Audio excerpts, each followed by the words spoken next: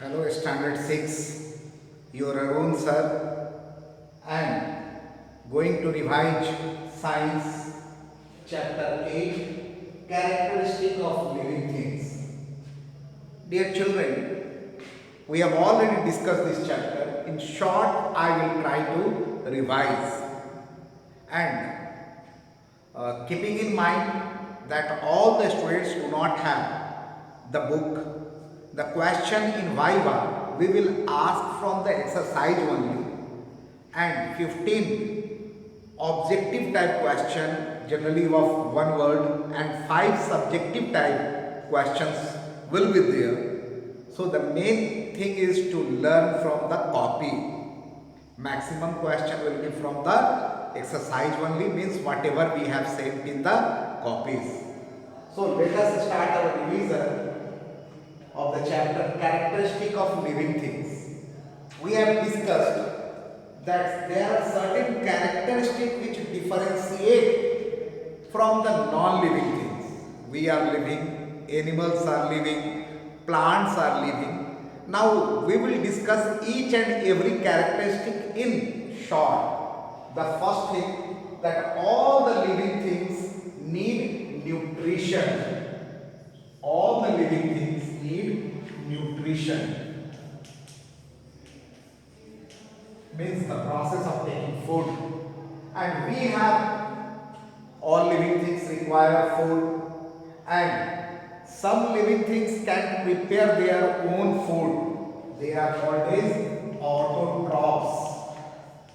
Autotrophs means green plants. They can prepare their own food by the process known as photosynthesis. Green plants can prepare their own food by the process known as photosynthesis, by absorbing water from the soil, carbon dioxide from the atmosphere, and in the presence of sunlight. So they are called autotrophs. And those which cannot prepare their own food, they are called as heterotrophs. And animals and some plants are heterotrophs. They cannot prepare their own food. Heterotrophs may be saprophytes. Saprophytes means they get their nutrition, they take their nutrition from dead and decaying organism. Dead and decaying organism. They take their food from dead and decaying organism. And other are parasites. They get their nutrition from the living organism. Living organism. They can remain inside our body or outside our body and get their nutrition from us. They are the parasites. So that part is clear, that all the living things require nutrition, and nutrition is the characteristic of a living things. Next is the respiration. All living things respire. Respiration means a process by which food is broken to release energy. Okay, a process by which food is broken to release energy, and that process is called a respiration. Okay, and don't confuse respiration by breathing. Breathing means intake of air. Intake of air which contain more amount of oxygen, and exhaling air, exhalation of air which contain more amount of carbon dioxide. That is breathing, and in breathing our ribs help. We through our nose we breathe in air. That part is clear. Next is the excretion. All living things, they will throw out the waste product.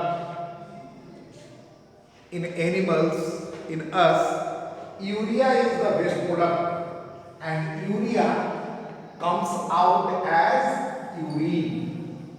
Comes out as urine. Through the urine, this urea comes out. So excretion, that is a characteristic of the living thing. Okay. And excretion is throwing out the waste product. That part is clear. All living things are made up of cells. Living things are made up of cells. It means what? All living things, their body is made up of cells, and cells are the structural and functional unit of life. Cells are the structural and functional unit, means whole body structure is made up of cell, and all the function of a living body is done by the cell. Okay, so it is the basic unit of life, and living things, non-living things are not made up of cell. Only living things are made up of cells. That part is clear. Respond to stimuli, anything to which we can respond, stimuli, as we respond to light, sound. Okay, that is a respond to stimuli. Even the plants also, if we will touch a plant, the name of the plant is touch me not, it will respond. Okay, you must have seen the plant touch me not. All that part is clear. All living things will grow. So growth is a characteristic of living things. While we are born, we are very small. Now we are grown up, and animals up to a certain age only they grow, but plants can grow throughout their life. So growth, a small chicken you have seen and hen you have seen, that hen grows to the, this chicken grows to the hen. So growth is important characteristic of a living being. Next is lifespan. All the living beings, one day they will die, means the time period between birth and death, that time period is called as the lifespan, and different lifespan is there for the different organism. That part is clear. All living things will reproduce. Reproduce means they have their own children, babies. A mango plant will have a baby mango plant, and by the seed it is formed. And you are our children. Okay, we are the children of our parents. This process is called as reproduction, and all the living things will reproduce. And in reproduction, some lays eggs. Some living organism lays eggs. They are called oviparous. Some give birth to the young ones. They are called viviparous. And all the living organism will move from place to place. Okay, move. Generally, animals move from one place to another place in search of food, shelter. But the plants, such type of movement from one place to another place is not seen. Plants only body parts move. For example, you have seen sunflower, or the stem moves towards the sunlight. That movement is called positive movement.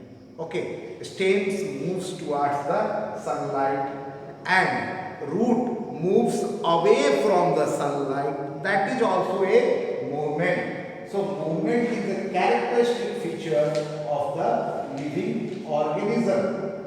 So these are the important characteristics of the living organism, and in short I have tried to discuss. So main thing is, once more go through this topic and learn the exercise questions.